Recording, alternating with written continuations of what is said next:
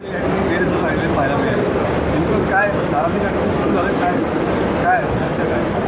आता इथं ह्या कार्यक्रमाला योगेश कदम नाही आहेत म्हणजे काय नाराजी आहे? योगेश कदम साहेबांची चर्चा केली, त्यांचा खेडचा तिथे काही बैठक आहे, त्याच्यामुळे ते येऊ शकले नाहीत.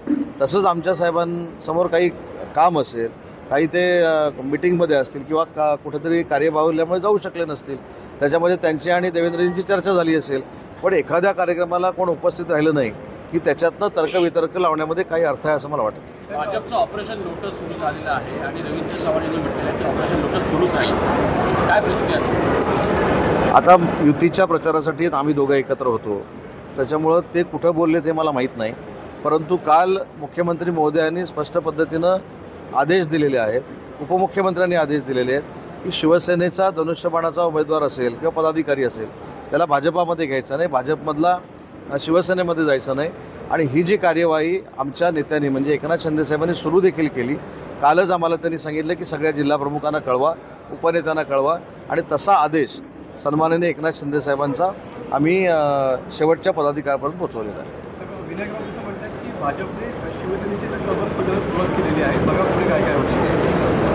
बघू,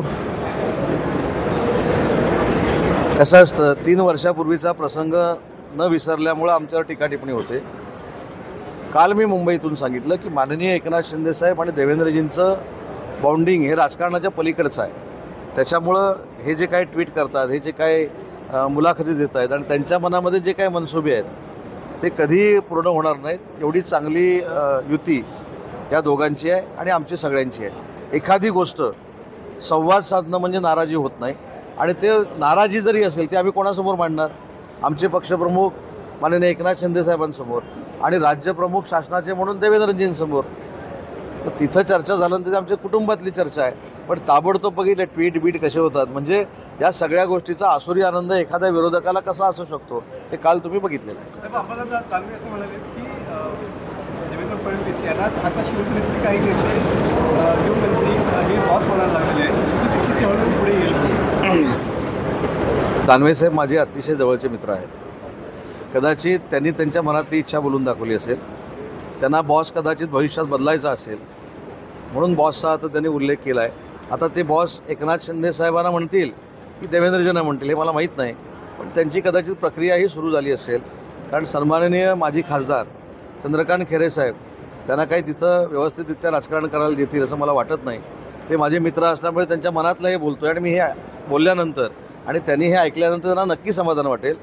बॉस हा शब्द कसा आता त्यांच्या तोंडातून आला आहे, तर कदाचित ते बॉस बदलण्याच्या प्रक्रियेमध्ये जिल्ह्याचा पूर्ण मेळावा झाला. तुम्ही आणि चव्हाण साहेबांनी संबोधित केलं. त्यामध्ये तुम्ही चव्हाण साहेब किंवा तुम्ही सगळ्यांनी एक दिलानं आपण काम करूया, विजय मिळवूया. पण अनेक भागांमध्ये काही अपक्ष अर्ज आहेत, काही कोणी अर्ज जे भरलेले आहेत ते मागे घेण्याचं आवाहन देखील केलं. पण ह्यामध्ये किती शक्यता वाटते की सगळ्या गोष्टी घडतील? यामध्ये आपण जर संख्या बघितली असेल तर भाजप आणि शिवसेनेकडनं उभे केलेल्या उमेदवारांची संख्या ही 10% आहे.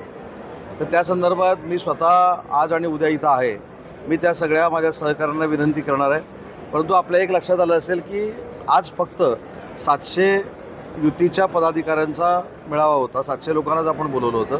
त्याच्यामध्ये सगळे ज्येष्ठ नेते, शिवसेना, भाजपचे, त्याच्यानंतर सगळे उमेदवार, आणि त्याच्यामध्ये मी आणि रवींद्र चव्हाण साहेबांनी आवाहन केलेलं आहे की महायुतीचीच सत्ता ही नगरपालिका नगरपंचायतीवर येणार आहे. त्याच्यामुळं आपण महायुतीचाच प्रचार केला पाहिजे, धनुष्यबाण आणि कमळाचाच प्रचार केला पाहिजे, अशा पद्धतीची विनंती आम्ही केलेली आहे. आणि तुम्ही हा माहोल बघितल्यानंतर तुमच्या लक्षात आलं असेल की 7च्या 7 ज्या नगरपालिका आणि नगरपंचायती आहेत त्याच्यावर नक्की भगवा फडकेल महायुतीचा. हेच हे चित्र आहे. खेड नगर परिषदेमध्ये नाराजी किंवा पत्र लिहिण्यापर्यंत जो विषय झाला सीएम साहेबांना, त्याच्यावरचा काही तोडगा निघणार आहे की या सगळ्या गोष्टी? भाजपाचे प्रदेशाध्यक्ष माननीय रवींद्र चव्हाण साहेबांनी जो निर्णय घेतलेला आहे तो वरिष्ठांशी बोलूनच घेतलेला आहे. त्यांनी भाषणात देखील सांगितलं की ज्यांनी हे फॉर्म भरलेले आहेत त्यांनी विड्रॉ केले पाहिजेत, नाहीतर पक्षांतर्गत कारवाईला जसं मी सांगितलं तसं सामोरं जावं लागेल. त्याच्यामुळे युती ज्या ज्या जागांवर झालेली आहे त्या त्या जागांवर कुठेही ॲडिशनल फॉर्म असता कामा नये, ही भूमिका दोन्ही पक्षाची. सर, जिल्ह्याच्या बाहेरचा पण एक प्रश्न, सिंधुदुर्ग जिल्ह्यामध्ये तुम्ही काल देखील म्हटलं की नारायण राणे साहेबांचा आशीर्वाद आम्हाला असेल, पण या मुवमेंटपर्यंत नेमकं काय घडतंय? महायुती होणार आहे का? नाही, आता तर युती होण्याची शक्यता ही फारच कमी आहे.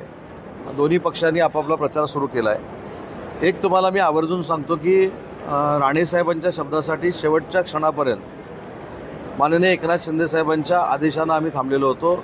एकनाथ शिंदेसाहेबांनी स्पष्ट असं सांगितलं होतं की राणेसाहेब हे ज्येष्ठ आहेत, राज्याचे मुख्यमंत्री होते, केंद्रीय मंत्री होते, महायुतीतील नेते आहेत, त्याच्यामुळं त्यांचा शब्द कुठेही खाली पडायला द्यायचा नाही.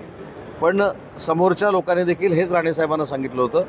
पण दुर्दैवानं समोरच्या लोकांनी ज्यावेळी फॉर्म भरायला सुरुवात केली त्यावेळी मी स्वतः आमदार निलेशजी राणे आणि आमचे जिल्हाप्रमुख संजू परब यांनी स्वतः राणेसाहेबांची चर्चा केली आणि राणेसाहेबांचा सिग्नल मिळाल्यानंतरच आम्ही हे फॉर्म भरलेले आहेत. त्याच्यामुळे याच्यावरनं लक्षात तुमच्या आलं असेल की राणेसाहेब कोणाबरोबर आहेत.